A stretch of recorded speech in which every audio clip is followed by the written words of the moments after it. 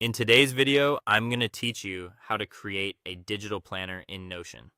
We're going to build a planner that feels clean, practical, and easy to use every day.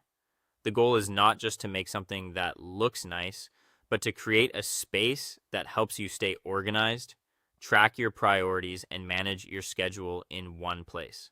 Start by creating a brand new page in Notion for your digital planner. This will be your main dashboard, so give it a clear title that makes sense to you. Think of this page as the home base for everything you want to plan and track. Keeping it all in one central location makes it much easier to stay consistent.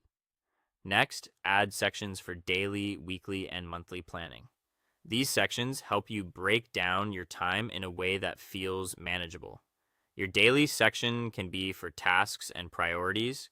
Your weekly section can help you plan ahead, and your monthly section gives you a bigger picture view of important dates and goals. Using all three levels together can make your planner much more effective. After that, create a task database for your to-do list. This is where you'll keep track of the tasks you need to complete. A database is useful because it allows you to sort, filter, and update your tasks more easily than a simple list. As your planner grows, this becomes one of the most helpful parts of your setup. Once your task database is ready, add a calendar view for deadlines and events. This gives you a visual way to see what's coming up and when things are due. A calendar view is especially helpful for spotting busy days, planning ahead, and avoiding last-minute surprises. Now add areas for goals, notes, habits, and reminders. These sections give your planner more depth and make it useful beyond basic scheduling. Goals help you stay focused on what matters long term. Notes give you a space for ideas and information. Habits let you track routines, and reminders help you avoid forgetting important things. To make planning faster, use templates for your daily or weekly pages. Templates save time because you don't have to rebuild the same layout again and again.